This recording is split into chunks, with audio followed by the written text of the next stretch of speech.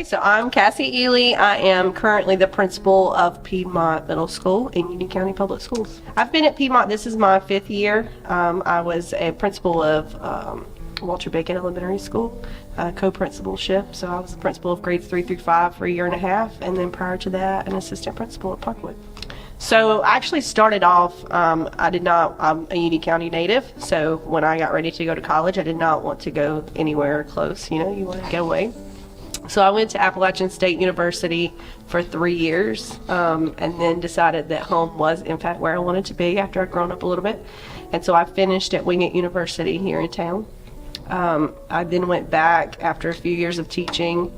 I went back to Wingate to get my master's, and then the night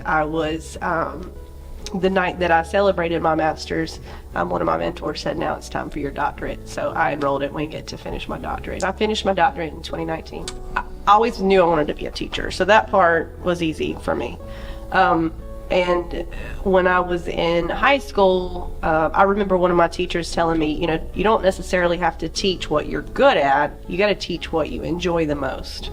Obviously, you need to have some strong content knowledge, but in this particular case, I was really good at math. Those who know me that would watch this later are going to be like, what? In high school, I was really good at math. But I didn't enjoy it. It wasn't my idea of a good time. I really enjoyed ELA and just all the opportunities for that. I was super creative, so art was always an interest. So when I started at Appalachian, I actually started as an art major, art education. And I took a good amount of art focused classes. The only reason I went back on that was some of my advisors and things, when they're talking about jobs and careers moving forward, they brought up the fact that usually schools have one art teacher, right? And so and it was during a time when, getting an education job, it's kind of ironic to say that now in the climate that we're in with education, but getting a teaching job was not as easy when I was in college. So thinking about job opportunities was super important. So I then considered elementary education. And so at Appalachian, like most colleges for their education programs, we did some, work at it was Blue and Rock Elementary School. And I quickly learned it was not for me. I enjoyed it. I enjoyed the kids. It was just the age group. I had a hard time connecting.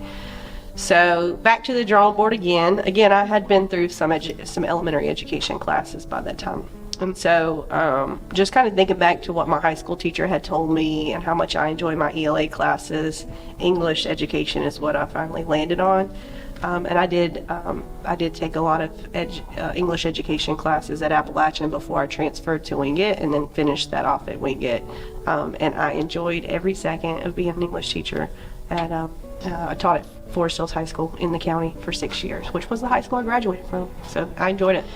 Well, I think that I just gave an example earlier in wanting to be an elementary teacher, right? So I had an opportunity to do, and I would consider that, they didn't call it internship, they didn't call it job shadowing, but it was very much time that I got to spend in the environment that I was looking to eventually work in, right? And so through that, I learned it wasn't for me.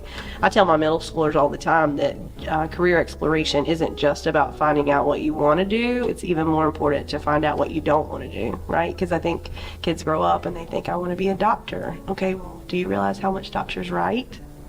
Do you know how much doctors read? And these are the things that you really spend your time with. It's not all about Grey's Anatomy when you're watching it on TV. The real job, right? The day-to-day job, and not saying that would turn them off. Being a doctor is a great career, of course, but just having that opportunity to see it in real life is super important. When I went to get my my master's in school administration, and kind of even took that to a different level because I worked at a school. I think I had a pretty good idea of what school administration was all about. And then part of that master's program, you have to do some internship where you spend time with administration and shadow them and interview them and things like that. And it just opened up just a whole nother world of understanding what the job was and also being a little more prepared for it once I started. In my current role, I guess twofold. I have some principal fellows. I had my very first principal fellow last year, and so she was a teacher that had gone through a program, and She was able to do an internship with us and learn on the job. She basically was one of my assistant principals all year, and so that was just such a fantastic opportunity. Usually in traditional programs you have to teach while you're getting those internship hours, and so you have to work that in your schedule however it fits, but she was able from the morning to the afternoon, athletic events, things like that. She just hung out and really got to learn the things you're not going to learn in a book, you're not going to learn in a classroom. With my students, with my middle school students, I'm a high school teacher. That's the teaching experience I have, and so being a middle school principal, I think that the most surprising part of that is the age group that my kids are at is such a wonderful playground to really just look and see what's out there. We've done some work around that at my school. We've had people from industries come in and talk to kids, give them hands-on activities, talk about their jobs, talk about the career pathway that they took, the education that they needed, their day-to-day, what does day-to-day look like, just those real conversations. The kids have really enjoyed that. And so, and then as they, move into high school, being able to do a little bit more of the structured job shadowing and internships is just, I feel like I may have saved myself a little bit of money in college if I would have had some more of those opportunities in school. Oh my goodness. Elementary school, as earliest as I can think. I always enjoyed school. I was good at it. I enjoyed my teachers. I enjoyed the culture of the school. I used to play school when I was little. My sister hated it. I don't know. I can't tell you exactly when. It never changed. My pathway never really changed from elementary school up. I was one of those unique people, because I know that most people change. Like I said, the only change really was where within that world did I finally land. To be a principal, I think that it was just that itch to have a bigger impact in the classroom. And I never changed to not want to be a teacher. I still feel like that's a very big part of who I am. But as a principal, I'm able to impact so many more students, so many more families. I'm able to help teachers. And so that was kind of my push to move into the next phase. That's a good question. Well, finishing up at Wingate University, I did my student teaching at, ironically, Parkwood High School. That I ended up back there as an assistant principal a few years later. But I did my student teaching there, and then it just kind of naturally, through relationships that I had built both as a student, as a high school student and a college student, I just followed those opportunities. I interviewed in other districts. I remember, interviewing, and it just never really felt like it was the fit. It just didn't feel like that was where I wanted to land. I had already, like I mentioned before, learned that I wanted to be close by family. I had already learned that by this time, so I wasn't really looking much further than home. One of my high school assistant principals actually hired me at Forest Hills. So I think, mainly from that connection, just her knowing that I was still in the area and just taking a shot with me. That's why I landed there, and I've never had a reason to leave.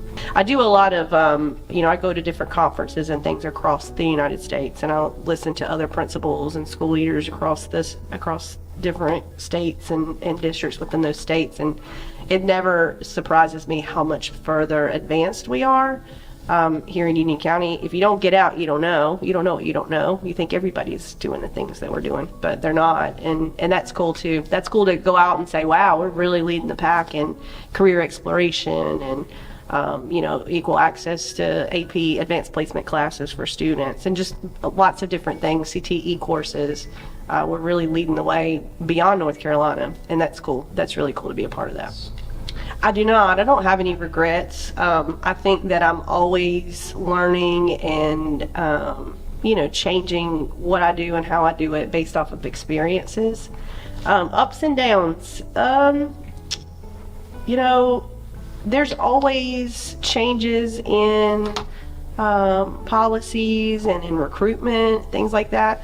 I remember, and I mentioned a little bit about the different climate that education was in when I started my career, which is ironic, right? Like, because that's what I always heard growing up. Oh, you always have a job, you have job security.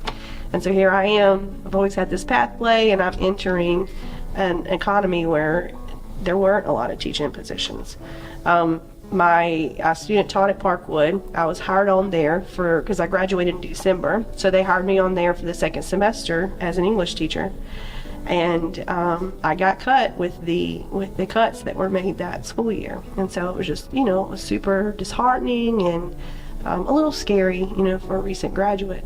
But it wasn't long, the connections that I had made. It wasn't long that I had that new opportunity. I would think of that as a down.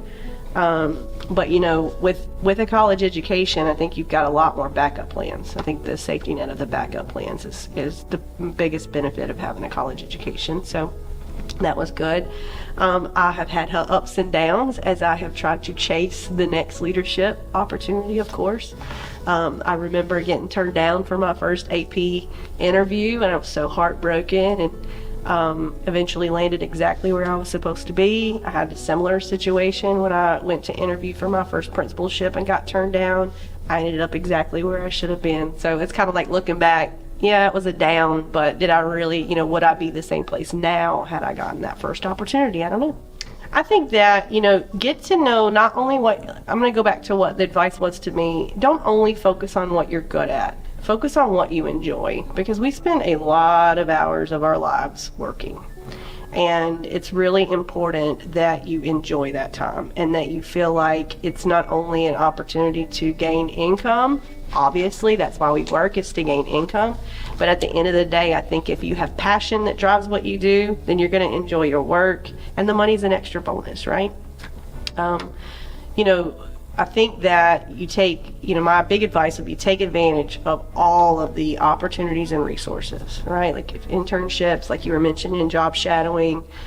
There are a lot of opportunities available through the internet where you could do interest surveys to find out what jobs connect to your interest, explore different universities and colleges, and, don't just look at the college that you like the colors of and you cheer for their football team, right? Like really look at the programs, because that's what's going to benefit you as you move past that 4 years of fun, right? That's the rest of your life you've got to focus on. So I would say talk to counselors. Counselors are a terrific resource to help you problem solve and just get to know yourself. And yeah, just research and land on what you want to do, and then also have that knowledge that you're never really going to know what you want to do when you grow up. Like, I don't know anyone who says, okay, I'm done, I'm good where I am. Not necessarily a different job, but maybe a different position within that job. And so, you're always learning, you're always growing, and you're always changing. No, I don't think so. Like I said, I'm a firm believer that even the things I was disappointed about ended up better for me in the end.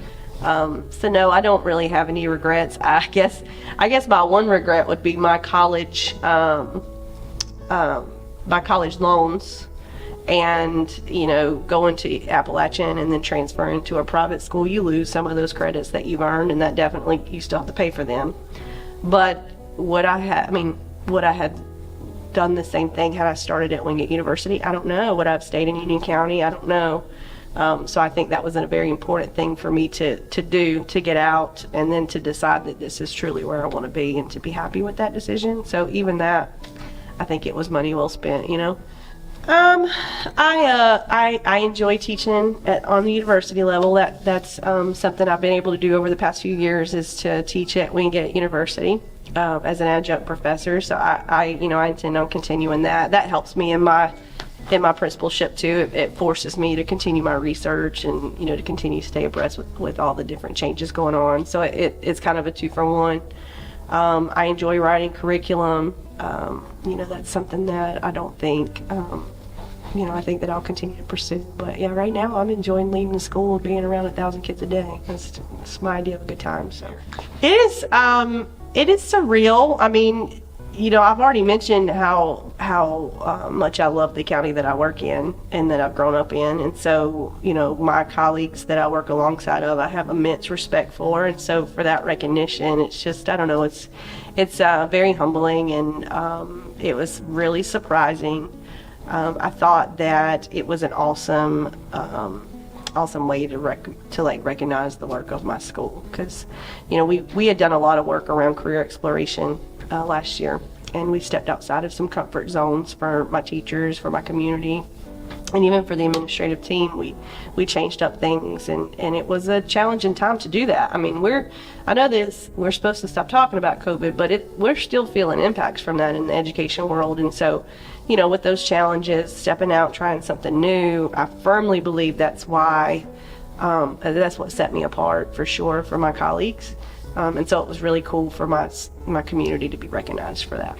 I would just say, you know, stay true to yourself and be positive. You know, I think that some students that I've known over the many years of doing this, some students for some reason have a hard time believing in themselves, and they feel like they have obstacles that really they don't.